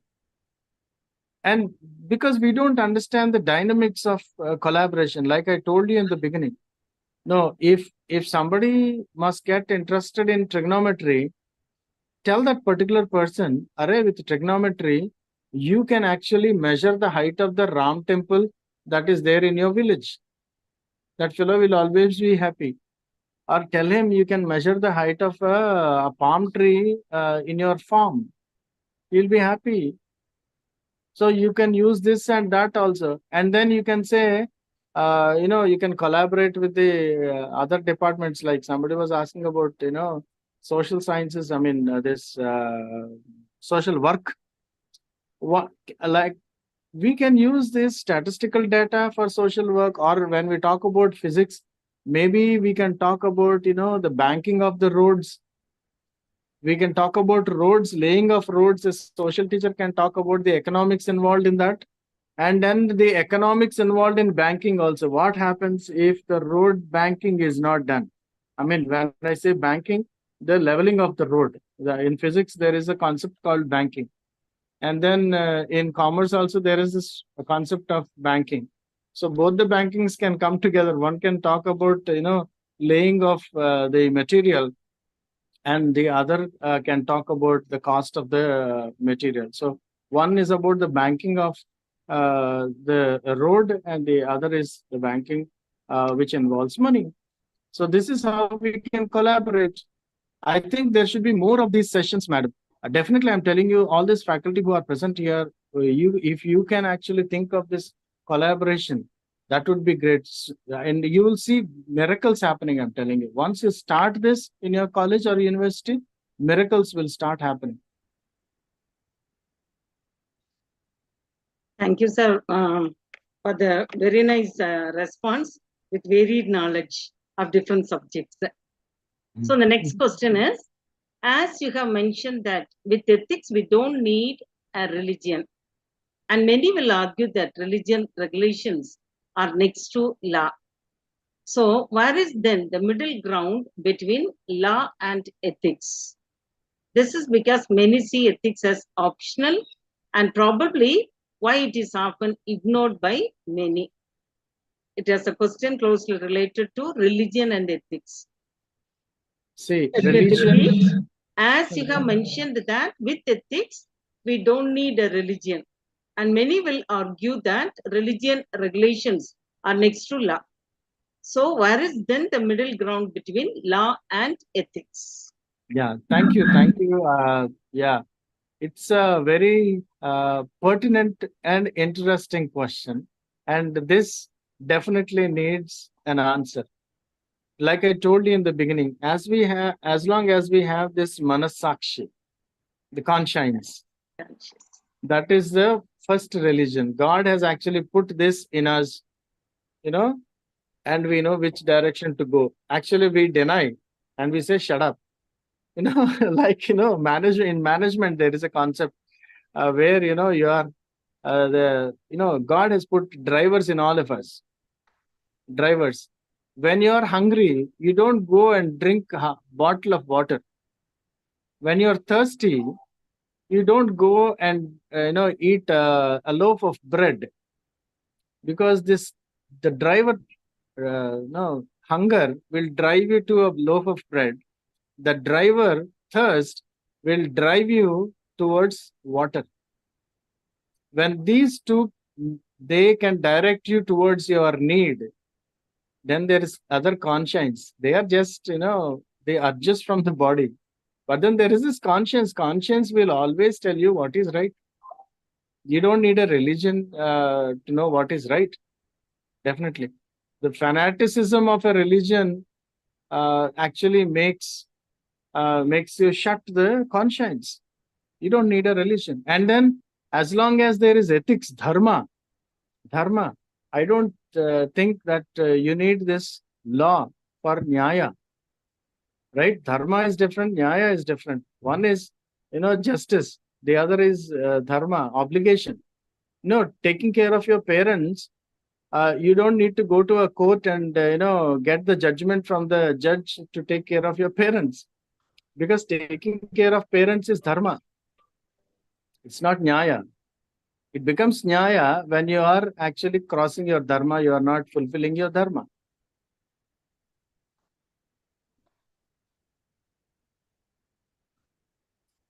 So you gave a crystal clear answer, sir. So we have so many questions to be answered. Yeah. Definitely. Next question is from Dr. Shaila. Sir, can you propose some tips for building ethical fellowship among teachers for academic upliftment?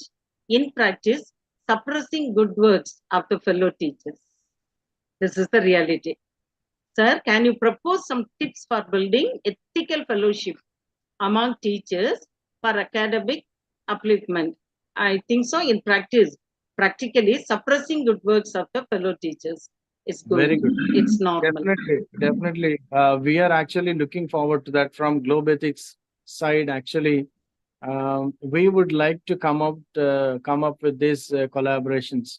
With definitely we will after this and during this process, I think Rajula will network with you, and then we will have these collaboration with you, and we will have ethical committees with you, where we want your active participation and then your involvement, complete active involvement of all the faculty who are present here to make this a reality. Definitely we can do it. And we are, actually this FDP is for that only. We can do it. We can do it. Trust me. Thank you, sir. Next question is from Geeta Nandagopalan. It's a very practical question, it seems. Sir, PG students have mandatory individual projects. when student is not at all interested in doing research, how a guide motivate the students? How can a guide motivate the student? Yeah, First got it. question. The Got it. second question is, when the Ah. student is not interested in publication, even after 100% effort put by the guide to them to complete the project, can the guide still go for publication? If so, who will be the first author of the manuscript? This one is related to the motivation. Second one is related to the Yeah, publication. publication. Yeah, see, they say you can take a horse to the water, but you can't make it drink. Yeah, first of all, it's not hungry, you know. I'm not sorry. The horse is not thirsty. Make the horse thirsty now. You make the horse thirsty, and then only you can take it. No, let me tell you one example. You know, I've seen a video of late. You know, where in Africa, these bushmen, one bushman wanted to find water. You know what he did? He found a small burrow, and then he put some, meat into that. And then there was this monkey which came, and then monkeys, they don't have brains, you know. It put its hand inside the burrow, and then it took a handful of that meat, you know, and then it could not pull its hand out because its fist is closed now, and then it's not coming out of that burrow. And this bushman goes there, catches the monkey, and ties it to a tree, and then gives it something to eat with a lot of salt in that. Lot of salt. And leaves it like that. Because it's hungry, the monkey eats everything. And then it becomes thirsty. And seeing this, the bushman now releases or unleashes the monkey and then follows. So the monkey runs, and finally it goes to water. So this bushman finds water through the monkey like that. The monkey is made to find water by giving it salt. You know, he fed that with salt so that its throat and body gets dry, and then it feels like, you know, having water, and that is how it goes to the water. So I think this example is enough to make us understand how we should make the student thirsty for research. And then publication automatically happens, and whoever is the major contributor, he will be the first author.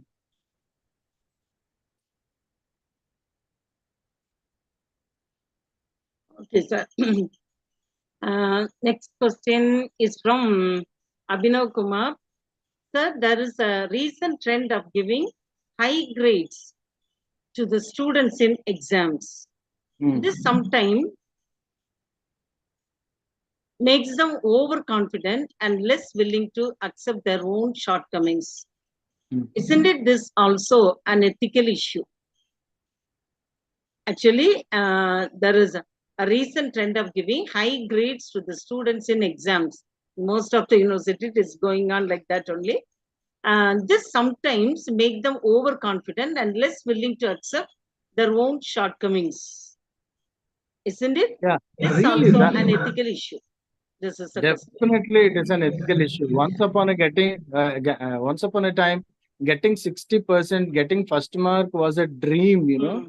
These days, anybody, you know, writing a subject in distance education is getting 85, 90, 95% also, just like that. Distance education, you're getting 85, 90%. And what about the people who studied in campus or in colleges? You know, so who is to be blamed here again? The teacher who is correcting them must be blamed, you know. See, the teachers have a kind of mentality. I've spoken to some teachers, you know, they just dole away marks. I ask them, why are you doling away marks? They say, they will not anyhow get any kind of job. So at least we give them a certificate. That's the reason. Why are you lackadaisical? You are actually spoiling the prospect of the person. Maybe if you had not given those marks and that certificate, he would have pursued something he knows or he's fit at. But because you gave the certificate, he is not doing that job because he has a certificate. He wants a government job or something related to that. He can neither work there nor work here. And remember, imagine this guy who has got marks in distance education because somebody doled out, coming to the university or college and starting to teach. What will he teach in the college? He will again dole out marks. It is a vicious circle, a 360-degree circle where the things spiral back to where he is. So this is most unethical. What should I we would do? like to add something here, Dr. John Matheson. Yeah. You correctly said. Thank you for the wonderful answer. In fact, the mark that the teachers offer, 90%, 90%, even though the child is not eligible, it is actually a bait from the college. The students are used as a product.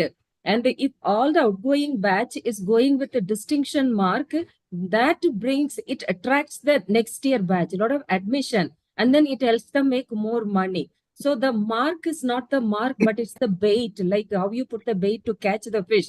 So it is to catch the next batch, fresh batch into the institution.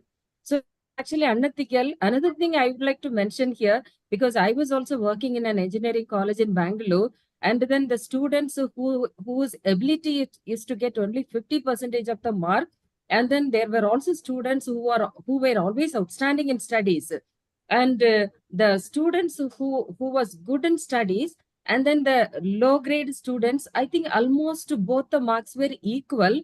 So both of them went to the counselor, and the students whose ability is less, they went and said that, see, we have got good mark, but we have failed in the campus placement, and then we were not selected. But the students who got the good mark, they went to the counselor and told that I'm not able to digest. How come a child who cannot study is getting 85%, where I have always, passed with the distinction, and then my mark is also. So even psychological, like damage is happening to both the sides. So which is actually very unethical. True. Yes, And these days we find on the Facebook, like I think I mentioned, get your PhD. We will do your PhD. We will write your paper and get published in Scopus. All this is happening under our nose. It is happening, and we are not talking. If they are getting PhDs, if anybody is getting a PhD without doing a research, then what about people who have actually done research and doing this? I think there should be some system that should evolve, wherein they have to check all these things, or at least they should be sieved out during the interviews. They should be sieved out first of all, and or they should be this must not be encouraged. This helping system, online. I think the courts must actually take it sumo too and work on this. This cannot happen as far as I see. This helping hands in degree and all. What about people who have put in all their life into the research and done a lot of work? I don't say that they should not be considered, but then whatever is happening is completely unethical, unequivocally, completely unethical. Yes, and plus one more thing, your main area is English literature, and then like it's good to listen to a lot of moral stories that you are mentioning as part of your. And nowadays, if you look at your Facebook, a lot of pop-up advertisement, and in 1 hour you can write your book. I remember people like Shakespeare, they spent time in isolation, sometimes years, to bring out a precious piece. And then, they even meditated before writing books, and then they ensured that, the ethical value was added to the literature piece that were coming out in the form of poem, drama, etc. But then what this advertisement or the technology or the artificial intelligence is conveying to the modern, teaching learning community, in 1 hour, if a book is coming out in your name, I'm really shocked, unable to come out of that. That's So ultimately, it is in the hands of the teachers and professors. They are the people who are doing things like this. So professional ethics is the only answer for this question. So the next question is from Dr. Saroj. Sir, many times we as a teacher, try to encourage students towards ethical values and motivate them to come to college regularly, work hard for original work. But that point of time, when parents started intervening and he or she will not be regular, preparing for other competitive exams, so obviously the project work is compromised. So the role of parents is also important. Definitely. See, I see in Andhra University where I have done my PhD. You know, on Andhra University now, I think the trend has changed for the last maybe 5-6 years. Students are not going to classes.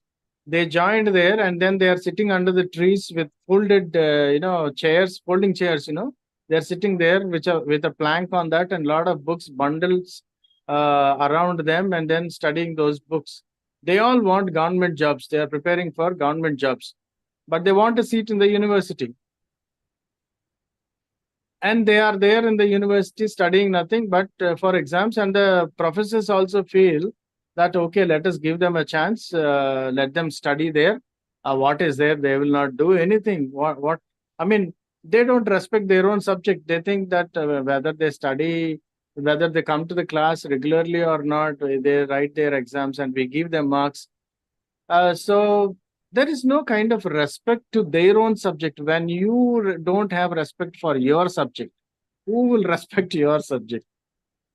So this trend is a very wrong trend. I'm telling you, somebody wants to go for higher education, let them go for higher education. If somebody wants to go for jobs, let them prepare for jobs. There is no point in going to the university, getting into somebody else's seat. No, because somebody else is suffering because they did not get the seat. So why should they be allowed? Or if they are allowed on the day one itself, they should be told, no, you're not going to do this. Either you come to the university to the classes or you do this. Because the others, no, those who have not got seat, they are twice denied, no? Twice denied. They are enjoying a seat, plus they are enjoying the time also. And the teachers, if they don't have any trust in what they do, if they don't believe that their subject can help them, then there is no point. It's completely unethical. Yeah, the parents should be educated to give importance to the classroom education rather than outside education. Then only this problem can be tackled and regularized in the due course. Yeah. Next question is, how to make sure that ethics remain in actions of students rather than just as a subject? How to make sure that ethics remain in actions of students rather than just as a subject? Let me tell you, this is a wonderful question. Actually, ethics is a behavior. Ethics is a behavior. Ethics is not, a subject. It cannot be a subject. Like English, speaking in English, it's not a subject. It is a skill. Ethics is an attitude. Ethics is not skill. It's an attitude. And if you develop that attitude, that shows in your behavior. It is not like every time they stop and say, what is there in my textbook?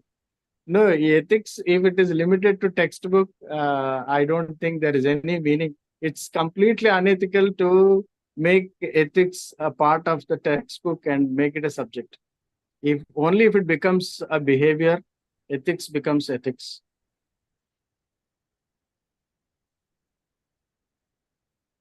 So I think the questions from Q&A sessions are over. Yeah, that's it. Okay, it's almost time. So I'm immensely thankful to Dr. John Methuselah for sparing your precious time from your busiest schedule to grace the course in action. You touched upon all the subjects: physics, banking, management, karma, dharma, etc., etc. Lots and lots of practical and interesting examples to understand the dimensions of ethics in a simple way. We really enjoyed your monkey stories. And you patiently answered all the queries in a crystal clear manner. So thank you so much, sir, for the wonderful session we had today. Over to Rajila. Thank you, Dr. Darling Selvi, for being with us. And Thank you so much, ma'am. Thank you, sir. Thank you. Thank you, Dr. Darling Selvi, for being with us and moderating the session today. It was wonderful working with the Raniana Government College of Women Tirunelveli, mainly with you. And I take this opportunity once again to thank the course curator, Dr. John Metusala. He's in touch with me every day, how we can really disseminate information about ethics so that there is some impact on all the participants. We don't want to miss anyone. We would like everyone to have full benefit.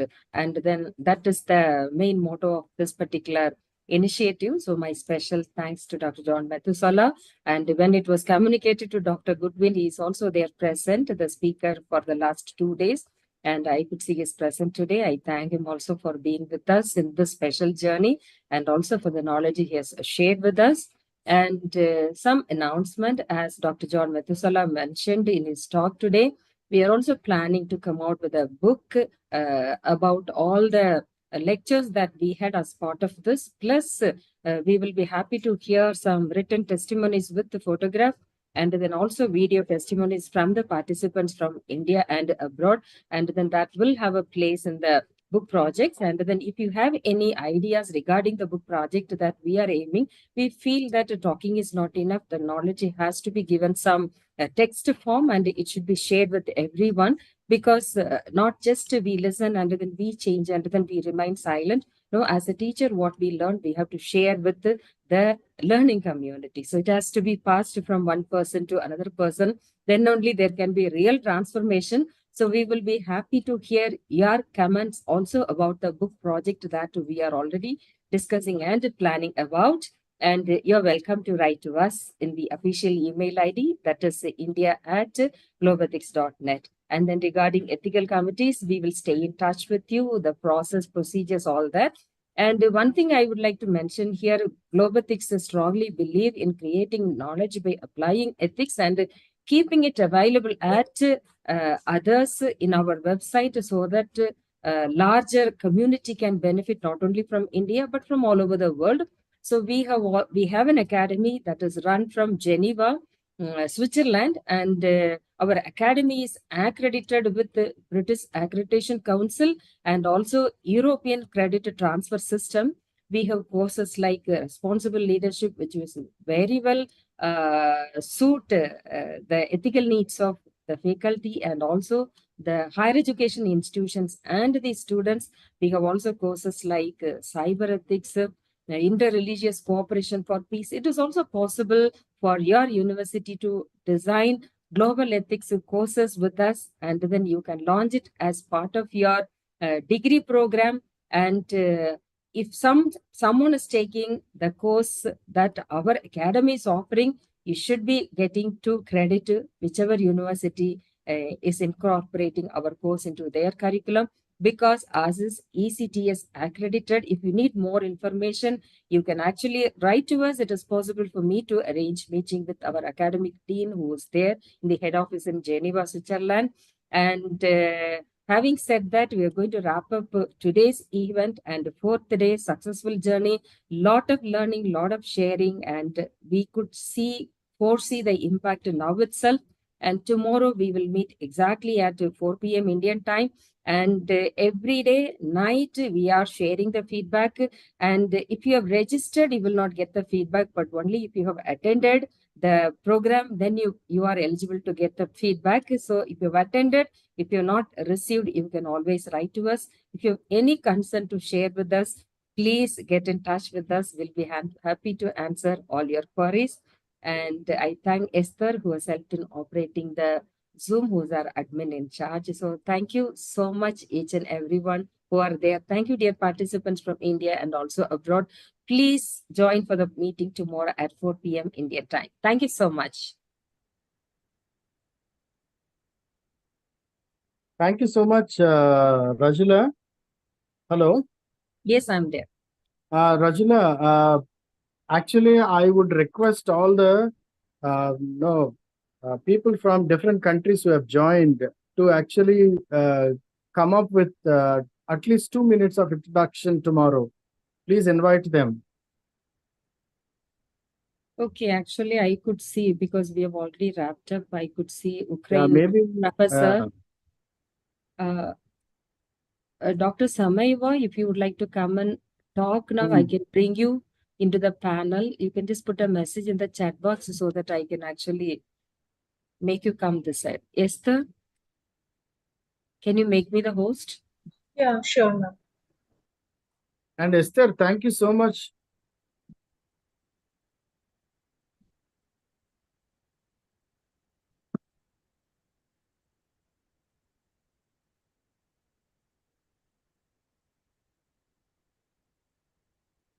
Yes, I think I promoted her to a panelist.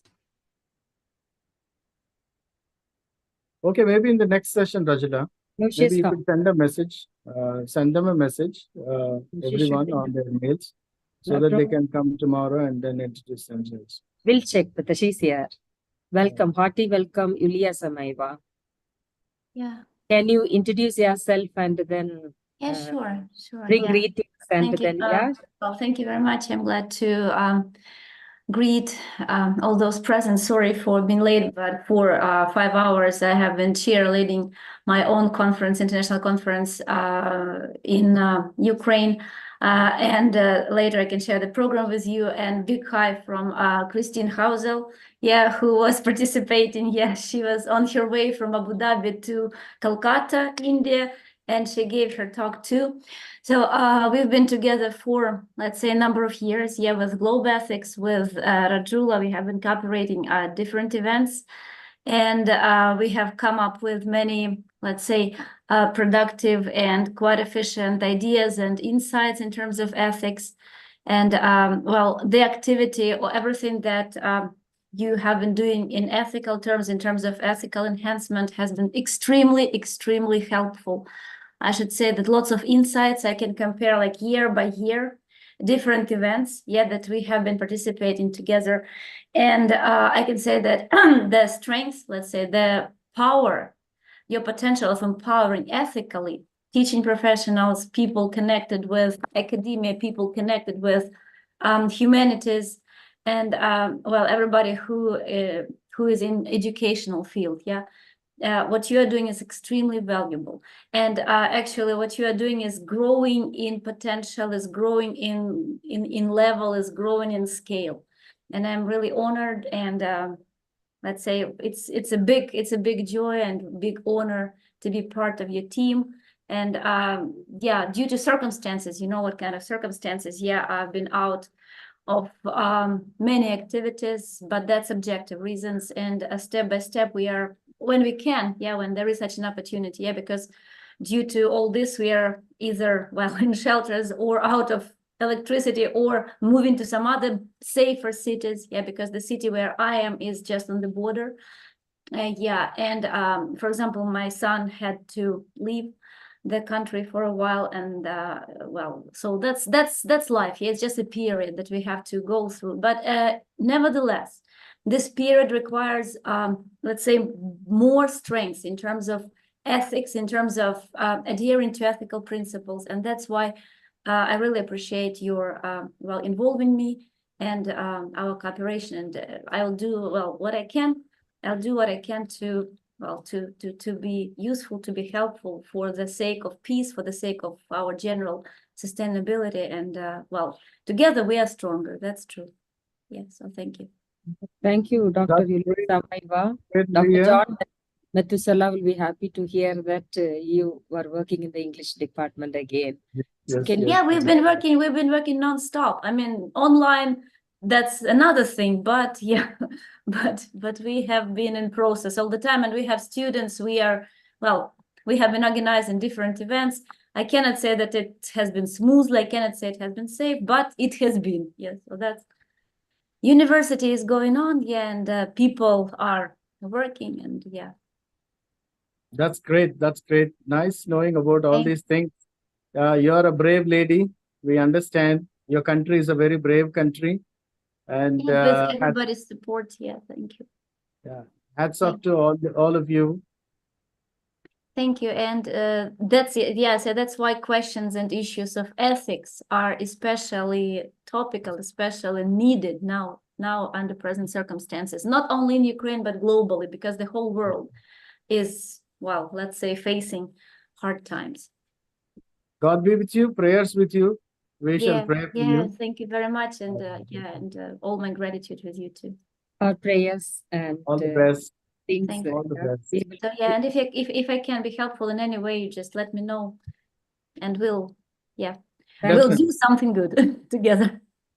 She has actually Definitely. served as a Sure. resource person in many of our programs earlier.